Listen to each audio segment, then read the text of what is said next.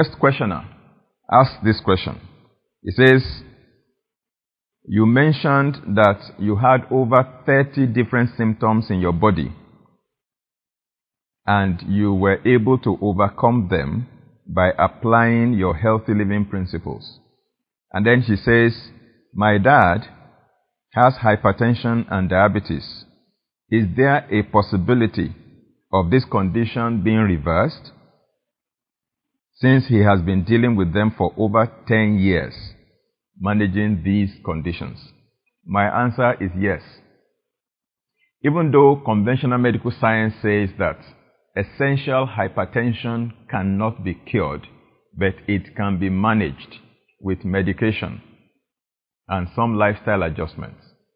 But I have seen several people who have been able to normalize even essential hypertension or primary hypertension. For those who may not be well schooled in this area, let me say that there are different types of hypertension. The most common among them is called primary hypertension or essential hypertension. And that is the one that medical science does not really know the cause and therefore does not know the solution on how to reverse it permanently so that someone who has been diagnosed with it can be cured of it so he does not depend on medication to manage it. Medical science does not believe that it can be reversed. But like I said, it can be reversed through dietary and lifestyle adjustments. I am a living example, and I know several people too who have been able to reverse theirs. In fact, I've done a video on healing hypertension naturally.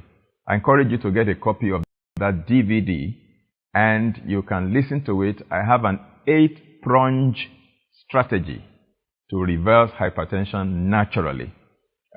Maybe one of these days, in one of our episodes of Exposé, I'll be sharing those 8 strategies to reverse hypertension naturally. The same goes for diabetes. In fact, my daughter and I have written a book on defeating diabetes based on the experiences that we have had working with people. My daughter is a medical doctor. I am a nutritional consultant.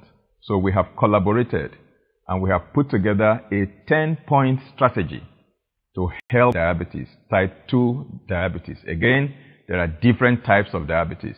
The most common among them is type 2. Now, when it comes to hypertension, the most common is primary hypertension or essential hypertension. When it comes to diabetes, the most common is type 2 diabetes. And both can be reversed through faith and food. As we share nuggets on Exposé, always keep a date with us. Now, the second question I have here says, what advice do you have to give on vaccination for COVID-19 and especially routine vaccines for children? I have spoken extensively on vaccines and vaccination.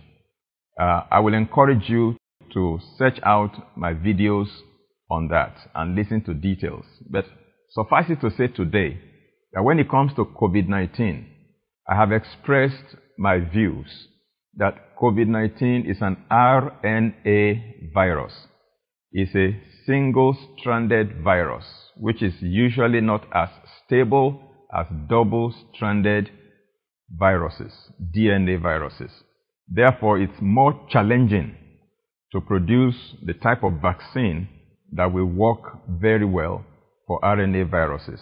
I am not saying that we may not be able to find one. Let's continue to search. Let's continue to research. Let's continue to develop.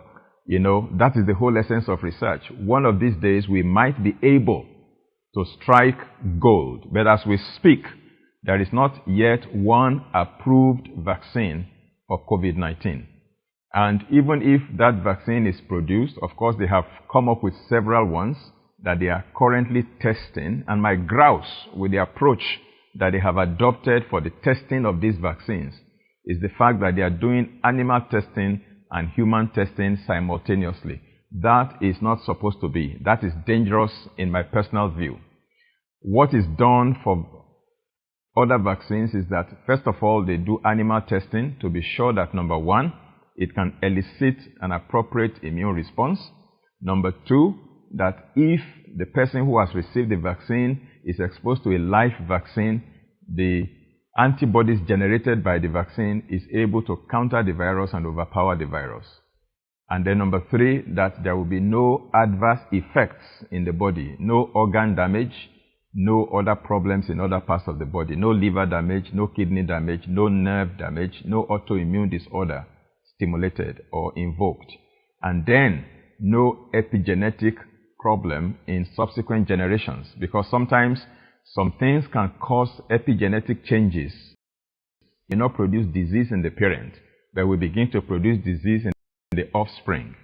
First generation, second generation, third generation, fourth generation. So we need to do that extensive animal studies.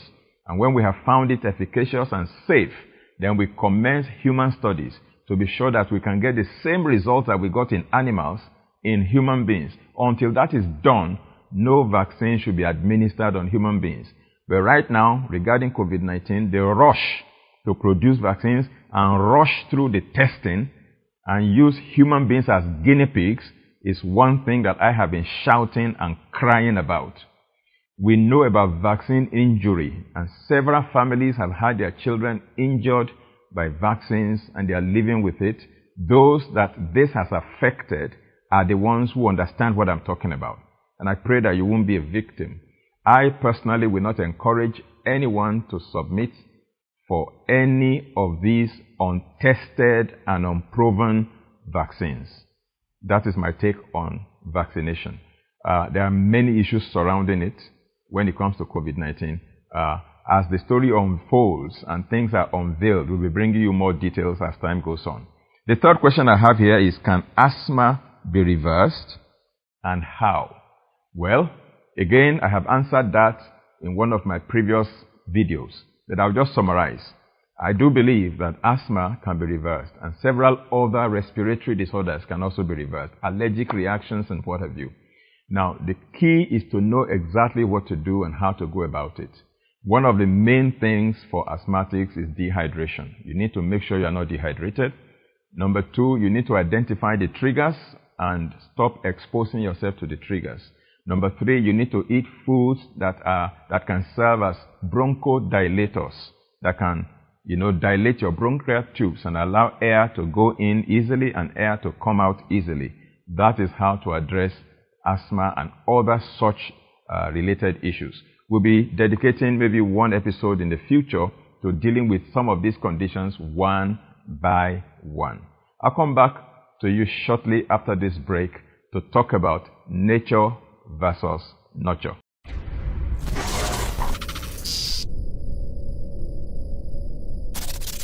Welcome back to Exposé. I am your regular host, Tony Akinyemi. I am not a medical doctor. I am a computer engineer, a theologian and pastor, a nutritional consultant, and a holistic health practitioner, board certified by the American Association for Drugless Practitioners. Nature versus nurture. What does that mean? Now, nature has to do with your biology, your genetic makeup. All of us were born with certain genetic wiring. In other words, when you were born by your parents, you inherited some genes from your daddy and your mommy. I inherited genes from my daddy and my mommy. So I have my genetic makeup. You have your genetic makeup. I belong to a bloodline. You also belong to a bloodline. And in every bloodline, there are certain genetic features that you see as a trend, as a common denominator in the lives of most people who are born into that bloodline. That's why you find certain things running in families. Some families are more prone to certain diseases than other families. They call them hereditary diseases.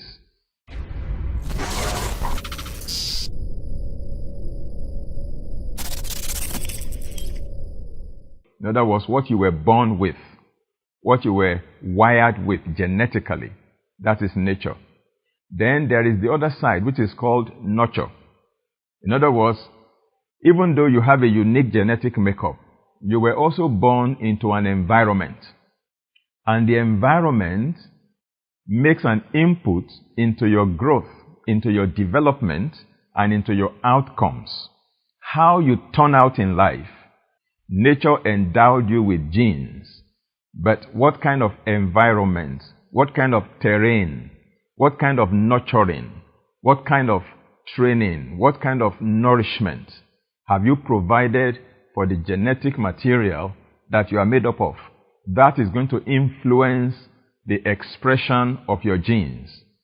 Geneticists, those who have studied genetics, have told us that approximately 75% of our genes are non-automatic genes. What does that mean? In other words, the fact that you carry those genes does not mean that those genes will find expression automatically. Those genes will only manifest if you trigger them or you switch them on. Then they will manifest or express.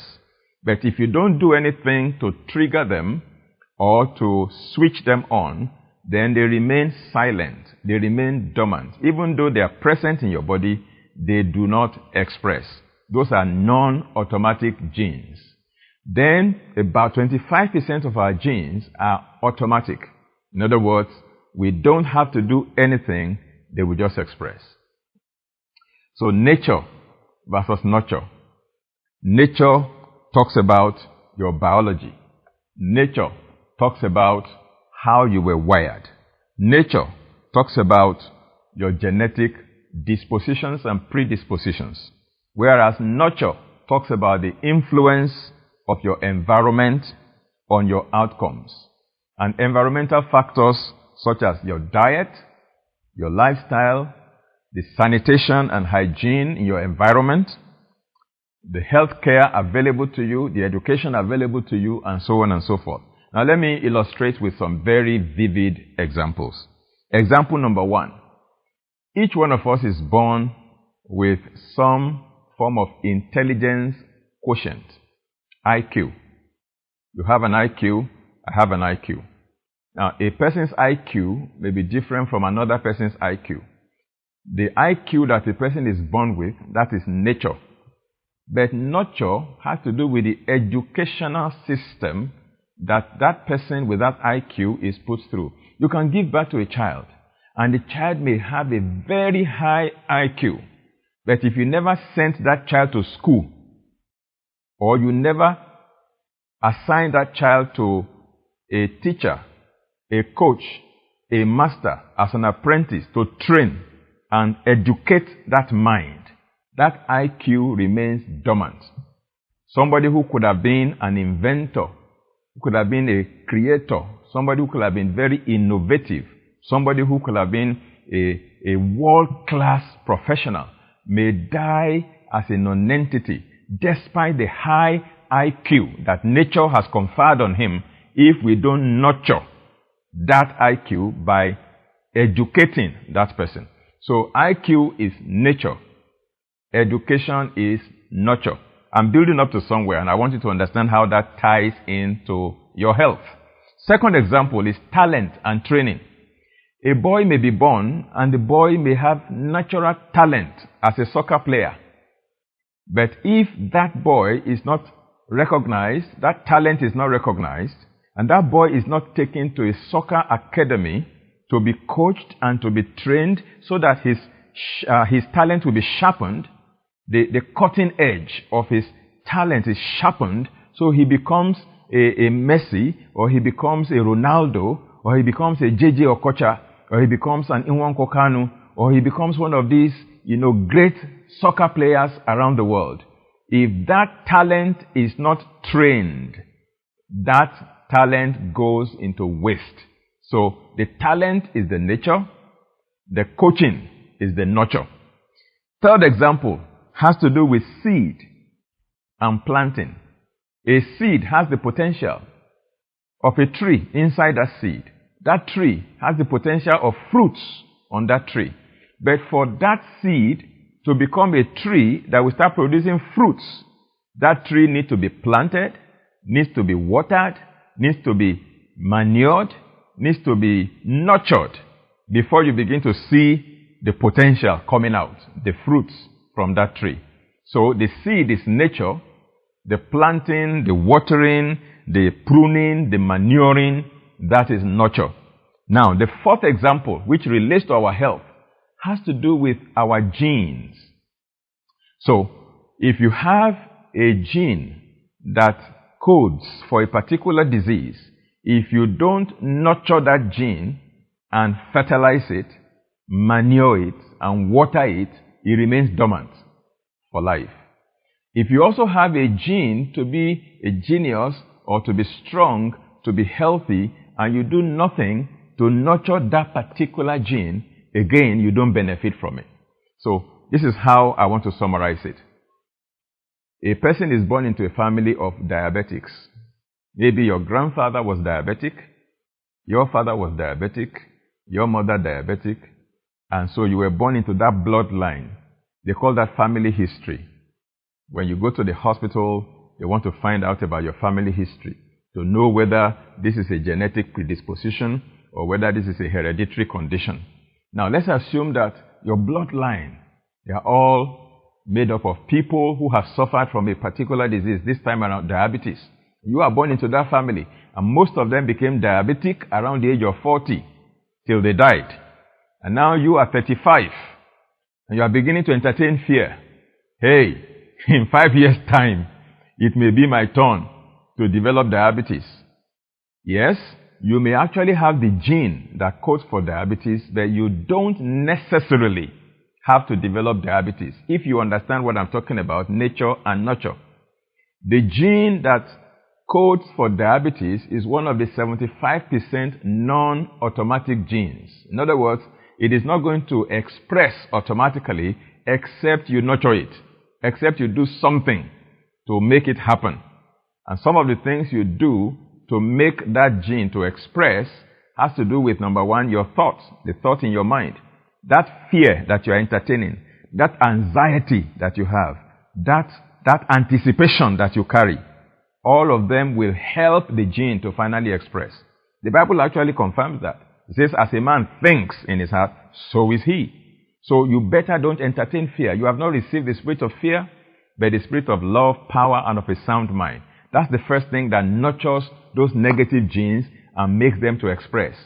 The thoughts in your mind, the fear in your mind, and the worry, the anxiety, the negative emotions that you carry, they serve as fertilizer to weaken your body on the one hand and fertilize the gene on the other hand. The second thing that nurtures that negative gene of diabetes that makes it to come out is your poor diet. Because there are certain things you eat that will task your entire digestive system, tax your endocrine system, task your pancreas, and create a yo-yo effect, and before you know it, you can run down your entire system, and then everything comes crashing and crumbling, and diabetes develops. But if you don't nurture that negative gene, you can keep diabetes dormant and silent till you clock 80, 90, 100, and you go home to be with the Lord. You don't have to develop it. Your diet is the second thing that can trigger it. The third one is your lifestyle. Your lifestyle, how you live your life. Sedentary living or not. Do you exercise regularly? Do you engage in regular, moderate physical activity? Do you smoke? Do you drink alcohol? And all of those things. All these things will contribute. Your lifestyle, they will contribute to whether or not that gene will be nurtured to manifestation, to express. If you don't nurture it, it does not express. Now, there are some people who are born into families where they have certain mutated genes in their family line, in their bloodline, that makes them to be at higher risk for developing breast cancer, for example, or even prostate cancer. These are familial diseases. In other words, it runs from generation to generation to generation in a family. They are called familial diseases. And certain genes can code for it. Okay? So, for example, for breast cancer, there's a particular gene that is called BRCA1, and there's BRCA2. These are special genes that when they are mutated, when those genes are damaged, and those genes are transmitted from generation to generation, from parents to children to grandchildren, those people in that bloodline are at higher risk for breast cancer. But the fact that somebody carries that particular mutated gene does not mean that that person will automatically develop breast cancer. You have to nurture it for it to express. If you don't nurture it, it will not express. That's why when the famous celebrity Angelina Jolie elected for an elective bilateral prophylactic radical mastectomy, I personally think that that was not a wise decision to take. That's my personal opinion. Now, what does that mean? She tested her blood. She found out that that mutated gene, BRCA1 gene, was in her bloodline. And all her, older relatives, aunties and parents and grandparents, breast cancer had been running through. So in order not to develop breast cancer in her own lifetime, what did she do? She decided to have a bilateral radical mastectomy. That is, surgical removal of her two breasts. Even though she didn't have breast cancer yet, but she removed the two breasts, and it was in the news all over the place. And people were hailing her for the courage to do that. But what is the scientific sense in that? Now, she believes that if the breasts are not there, then breast cancer cannot develop. But two things that she probably didn't realize is that, number one, cancer can develop anywhere in the body, not just in the breasts. Okay? It can develop in the ovaries, it can develop in the womb, it can develop anywhere. And number two, what she doesn't realize is that the fact that you have the gene does not mean that it will automatically express. You have to do things to nurture it for it to express. So if you are conscious of that and you don't nurture the negative genes in your body, then they don't express. Now, the question I ask is this. If somebody is afraid of having breast cancer and then she removes her two breasts, what about somebody in whose family brain tumor runs? What are the children in that family going to do? Are they going to remove their brain so that they don't develop brain tumor? It doesn't make sense to me. What I believe we should be doing is to understand how to program the terrain of our body, how to have control over the environment of our body so that the environment does not support the expression of negative genes, but the environment actually suppresses the expression of negative genes.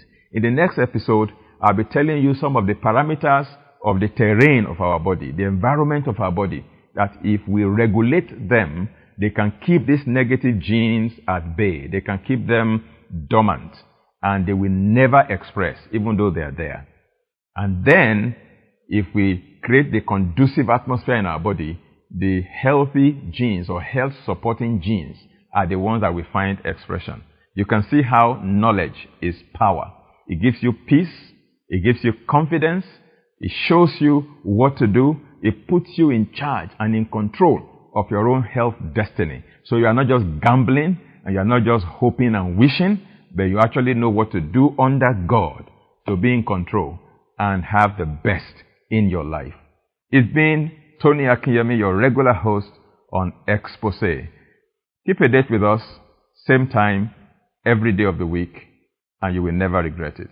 God bless you. You are